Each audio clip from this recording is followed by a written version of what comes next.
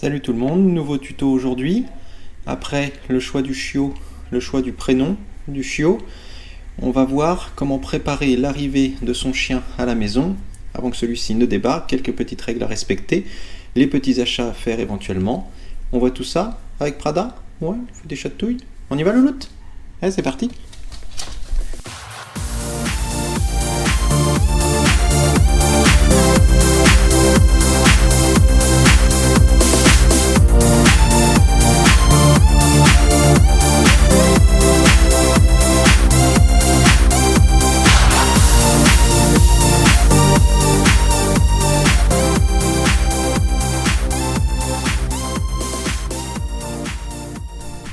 Alors pour la première partie de ce tuto, on va voir quelque chose d'essentiel qui est l'emplacement du panier pour le chien, du ou des paniers, il peut y en avoir plusieurs, et la gestion des espaces avec le chien qu'il faut anticiper. Donc là par exemple, on a l'endroit pour manger qui sera un endroit fixe et défini, ça permettra d'avoir un rituel pour le chien, de le rassurer. Et on va voir tout de suite pour le panier comment on a procédé. Tu viens Prada? Allez go. Donc l'idée c'est d'éviter un endroit de passage pour que le chien ne soit pas sollicité en permanence, qu'il ait des moments de repos. C'est-à-dire que si je mets le panier en plein dans le chemin ici, à chaque fois que je vais passer, ça va le réveiller quand il est en phase de repos, alors que c'est très important pour lui. Et en fait il va être toujours sollicité et excité. Et il va comprendre dans sa petite tête, ta petite tête, va comprendre que c'est le centre d'intérêt de tout. À chaque fois qu'on circule dans la maison, on va le solliciter et il va se prendre pour le chef. Donc ça, c'est à éviter. Notamment un petit réflexe quand on passe à côté du panier du chien, s'il est dans un lieu de passage, c'est qu'on va avoir tendance à mettre une caresse en passant. C'est complètement naturel, sauf que du coup le chien, c'est toujours pareil, on le sollicite en permanence. On en fait devenir la pièce maîtresse de la maison.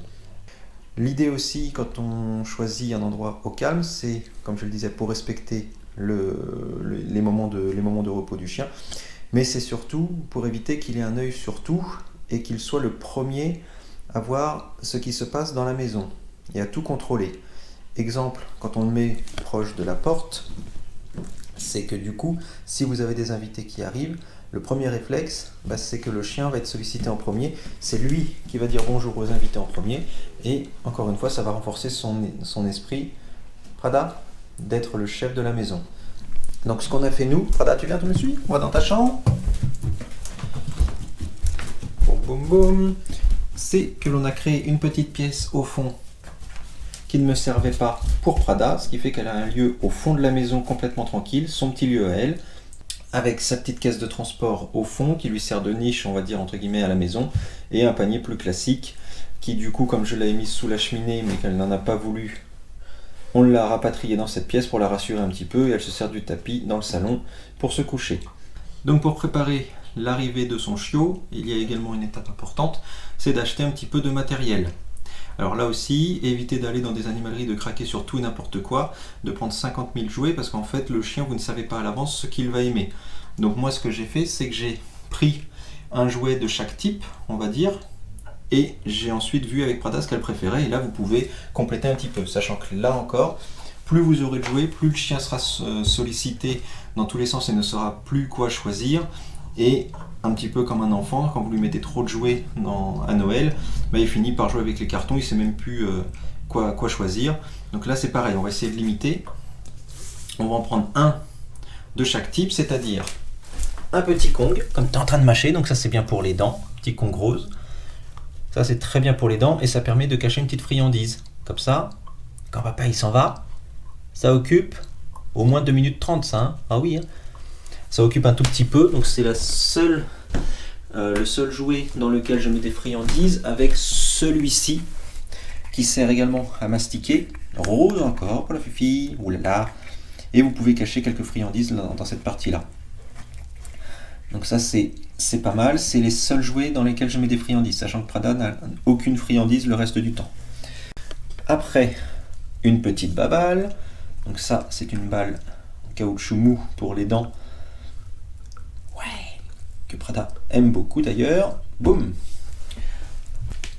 Et enfin, un jeu que j'appelle de tirage avec une petite corde. Donc ça permet, quand on a un malou, Prada, regarde, je te le mets sur la tête, nounouille.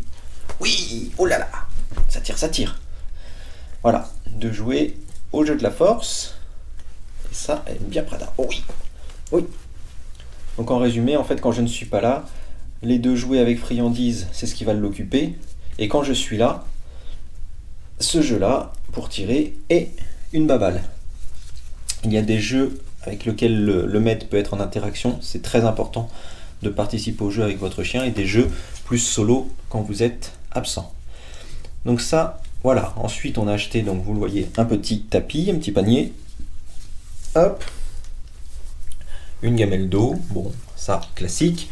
Et la cage de transport qui permet en voiture de la transporter en toute sécurité dans le coffre et en même temps de l'habituer ici sous forme de niche pour rassurer le chien. Alors elle y va pas énormément pour l'instant, mais ça va y aller quand on va commencer à faire un peu plus de voiture. Hein, louloute, là là là là là. Donc ça voilà, c'est pour l'essentiel. Ensuite, Prada, on va faire la suite de la vidéo dans le salon. Tu viens avec moi? Allez go.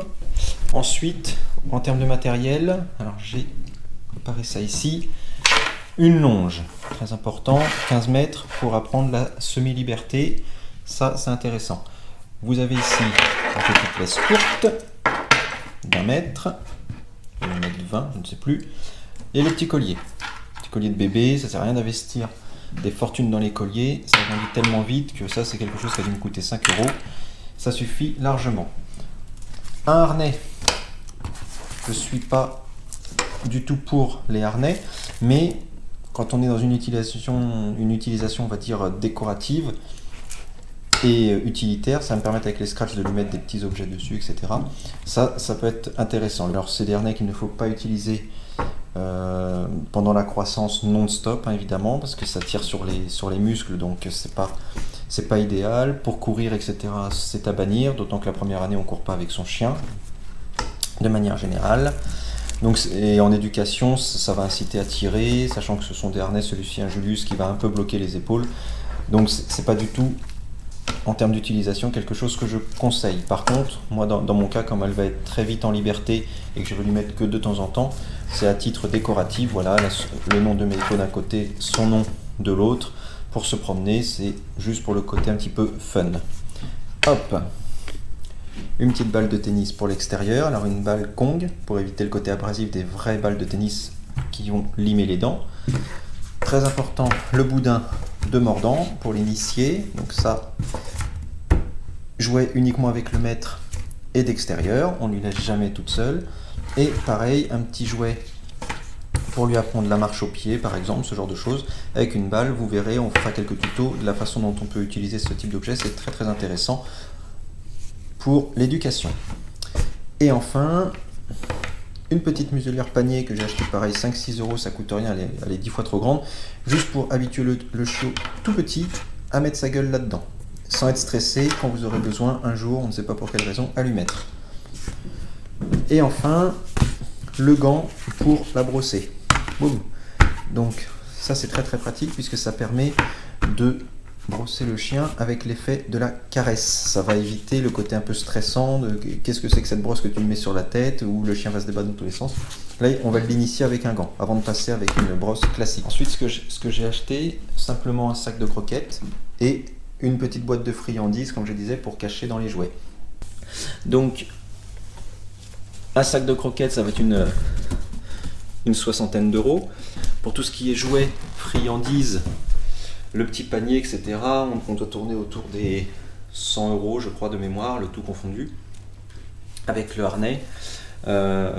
Et ensuite, il y a la cage qui est le gros investissement, puisqu'il faut compter le matelas à l'intérieur. On est sur 200 € environ. Donc, ce qui veut dire que, en dehors du prix du chien, mon investissement a été de 300 à 400 €. Donc voilà. Pour ce petit tuto, avant de commencer les vrais tutos d'éducation avec Prada, qui a fait beaucoup de progrès, hein Maloute? Oh là là, tu grognes là, hein? Attention que tu grognes. Oui. Ah oui, tu grognes. Tu grognes? Oui. Oh là là. Ça grogne ça. Et Prada, tu sais quoi? Tu as gagné, boum.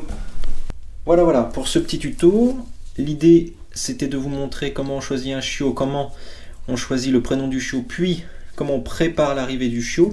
Et une fois que tout ça est réuni, et bien comme je le disais déjà dans les précédentes vidéos, on a une petite longueur d'avance ou une petite longueur de retard selon que l'on respecte ou pas certains conseils.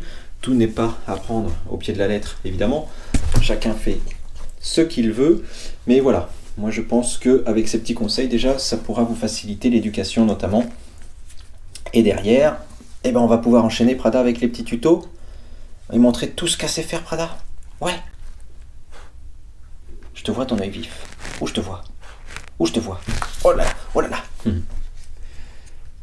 Allez, on se retrouve très vite pour une prochaine vidéo, Prada? Ouais? Allez, ciao!